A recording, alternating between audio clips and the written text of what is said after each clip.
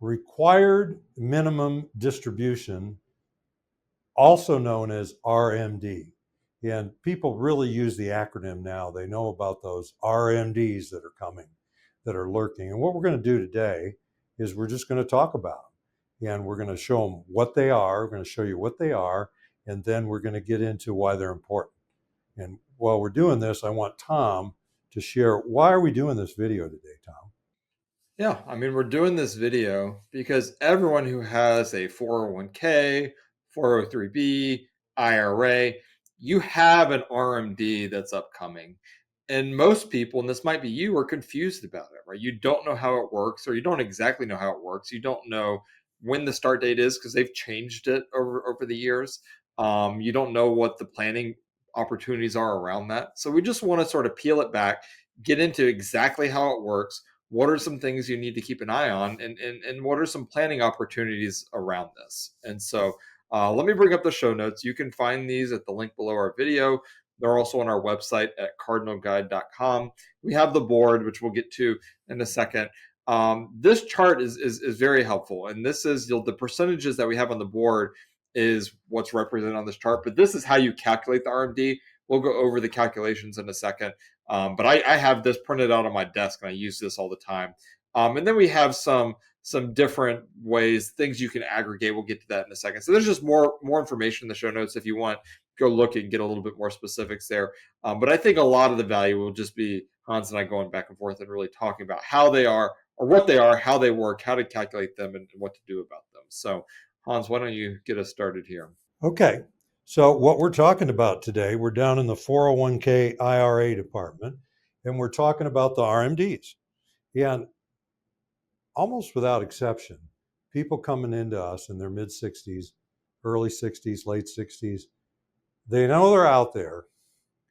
They know, many times they know the age, or sometimes they get that wrong because they think it's 70 and a half, and it changed 5 years ago to 73 or 72, and then 3 years ago it changed to 73 or 75. So they don't always get the age right. And a lot of people, if they're fortunate enough to not need that money to pay their bills and they're in their 60s, they're not taking anything out of their IRA. And many of them are just waiting. And then they get quite curious when they sitting down with us because they know that we can quickly answer questions. Like they want to know, how much is that RMD going to be? What's the percentage? When does it start? And then how am I going to do that? And blah, blah, blah, blah, blah. So they're going to get into this in the presentation. And what we're going to tell them is we don't know exactly what it's going to be because your IRA, you're 65 now, your IRA is going to grow for 8 more years before you have to take anything out of it. And so I'm going to just point out that those 8 years present you 8 times an opportunity to do something about the size of this RMD in the first place. We're going to get into the strategies today. So what's the deal here? Is this is the percentage of your IRA balance that you have to take as an RMD at age 73. So the year you turn 73, during that year, you have to take out 3.77%, and we have an example down here of $1 million at age 73. That's $37,700 that you have to take out. And that first year, you can wait until April 1st of the next year.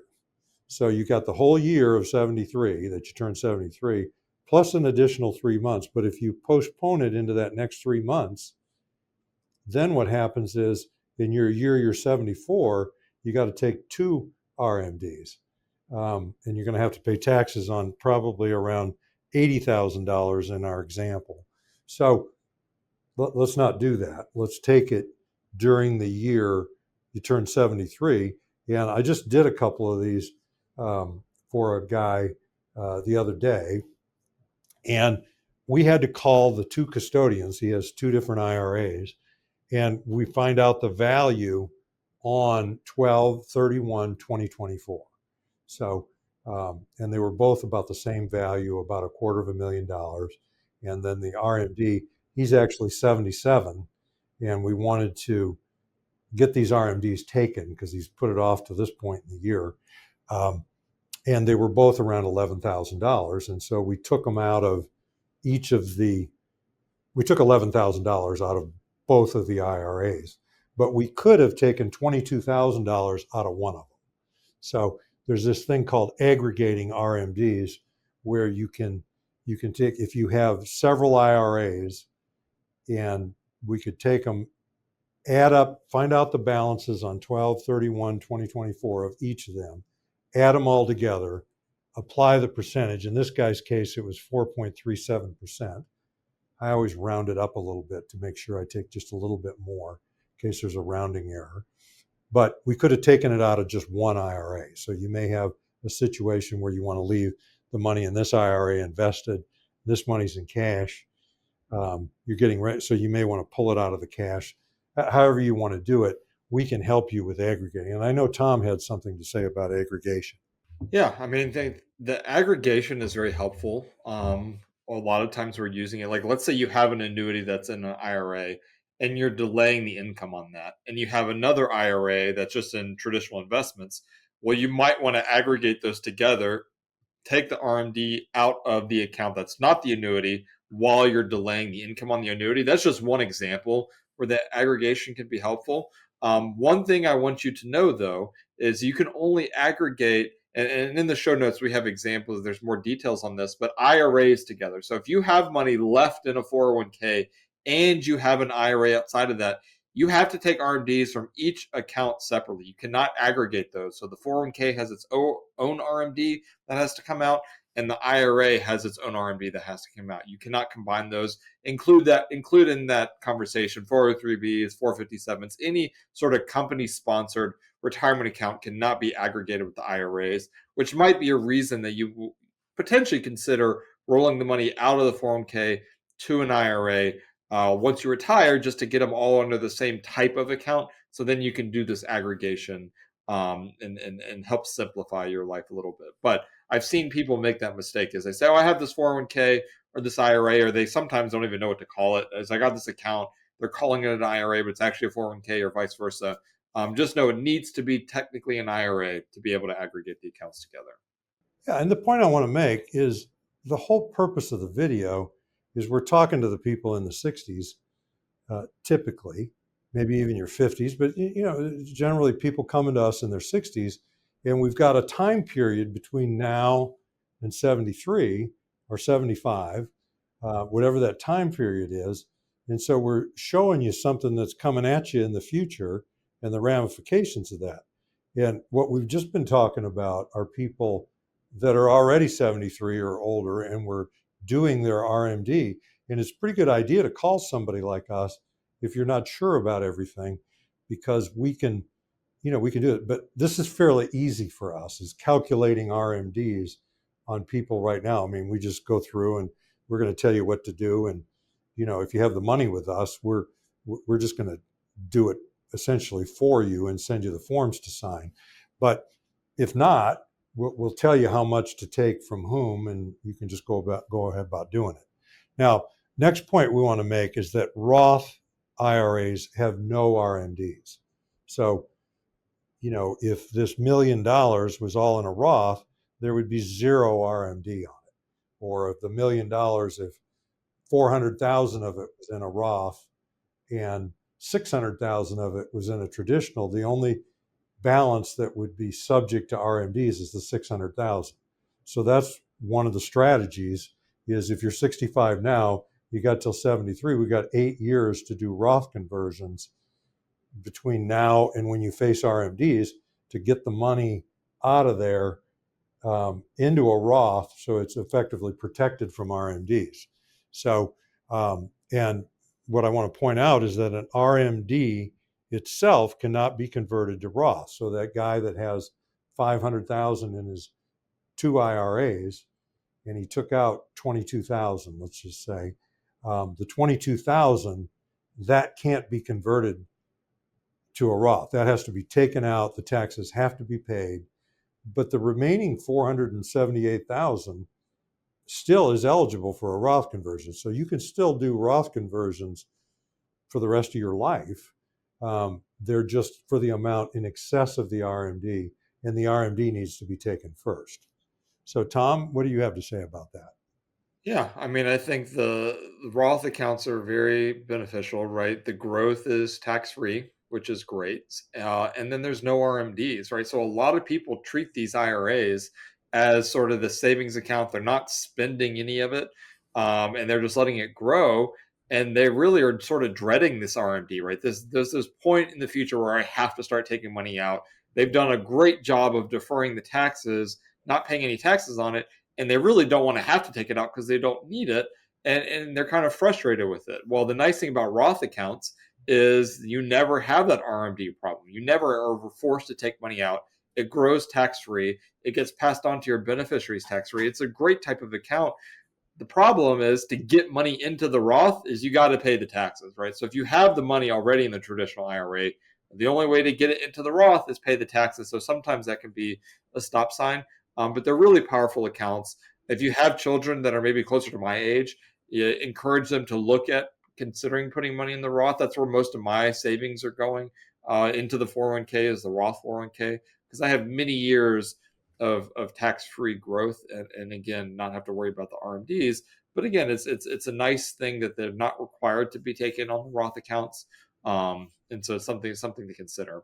But like Hans mentioned, the RMDs, once you get to that age, 73 or 75 if you're born after 1960 or after, then you have to take that RMD. You have to pay the taxes. It needs to come out of the IRA. That doesn't mean Roth conversions are done at that point. You could still do conversions. You just have to take the RMD first. And then if there's room based off whatever target you have, maybe you're planning around the tax brackets or different levels, you could still do the Roth conversions after that point. So again, something to consider. Okay, so the starting point for RMDs is really 73 for everybody that was born in 1958 and they're older, okay? Which just happens to be me in 1958. And it's 75 for, excuse me, it's 73 for the 1959s. There was some question about this and the IRS clarified. So it's actually 1959 and older is 73. And it's age 75 for the people 1960 and younger. So what we want to talk about now is the people that are 65, 64, 66, 67, like me, and you're not taking anything out of your IRA because you don't want to pay taxes. And so Tom wants to give you a, an example, but he really wants to go up to the chart and show you what is 6, 7, 8 years from now, what you're facing, and then how it's going to play out over time. Tom?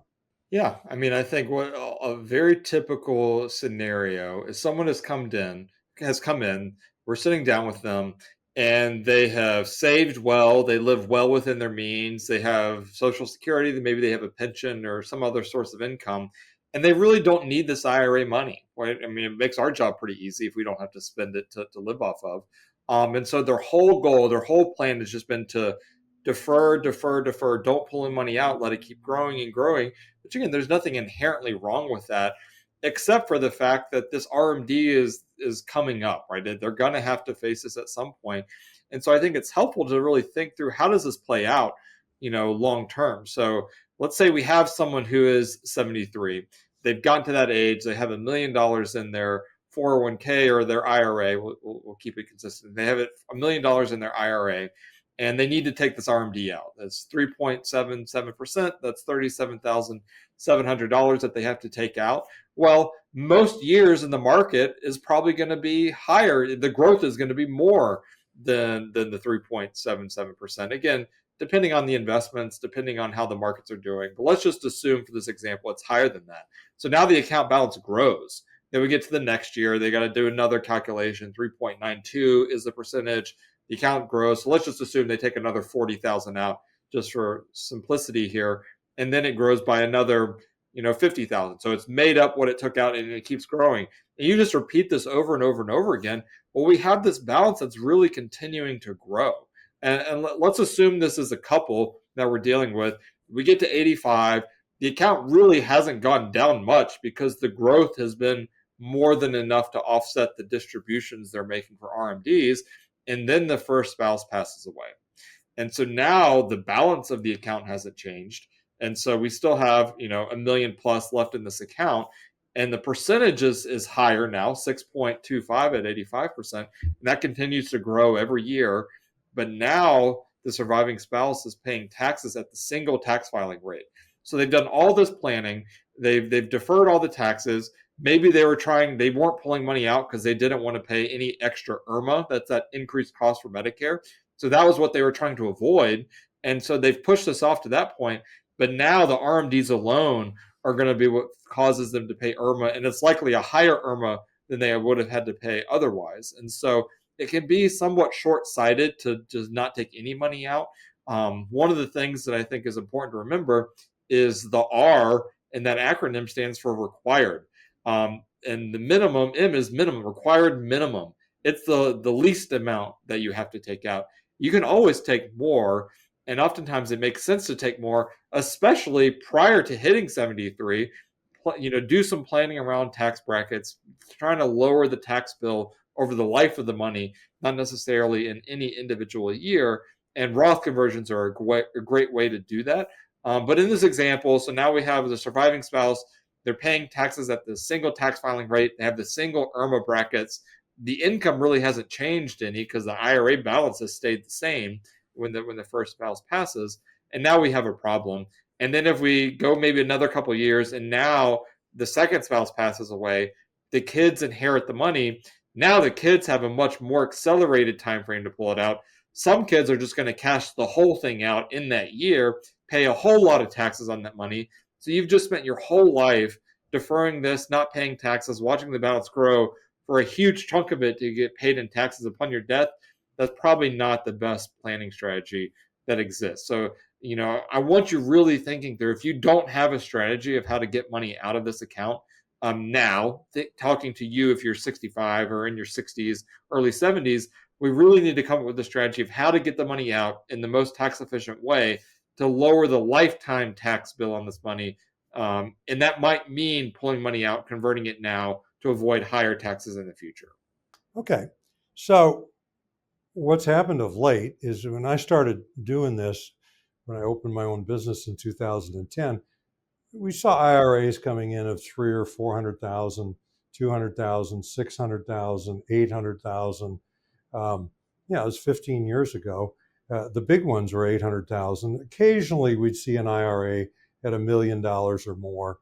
And in today's day and time, with what's gone on with the market over the last, you could say, 15 years, we're seeing IRAs of 2 million, 3 million, more than that, 4 or 5 million, where they were 401ks, and then they're either still there or they're being rolled over.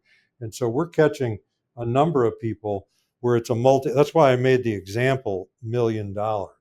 And I can think of one guy in particular who, he's 68 years old.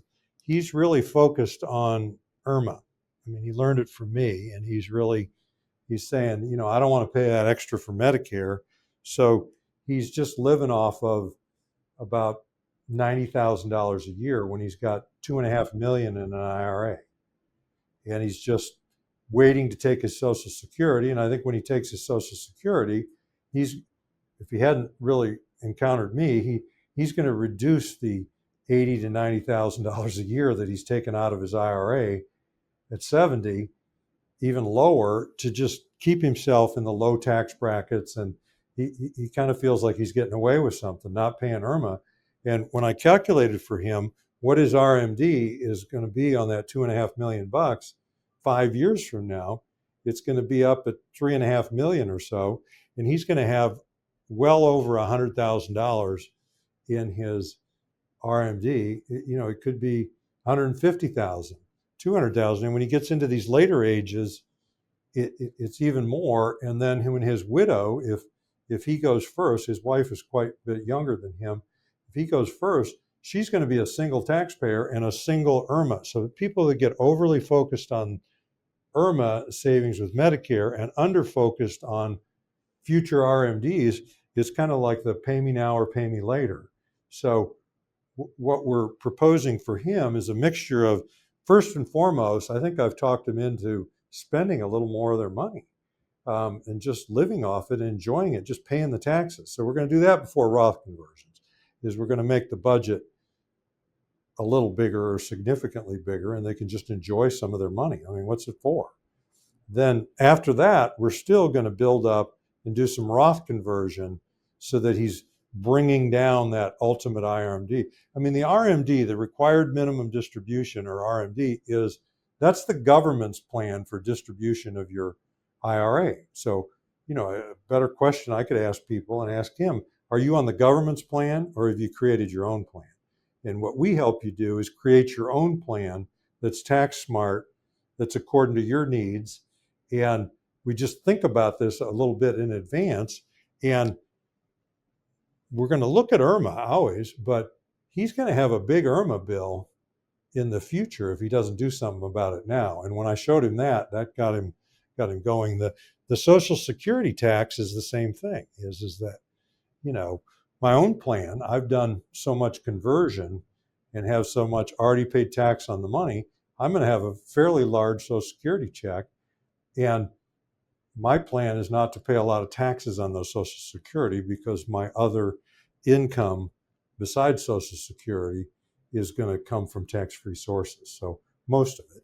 So, I mean, those are some examples. We could talk all day. A lot of people, when we really question them, when they have these big IRAs and they're not taking anything out of it and they come to us for planning, we're asking them all these questions, but one of them we get at is, what's it for? Who's it for?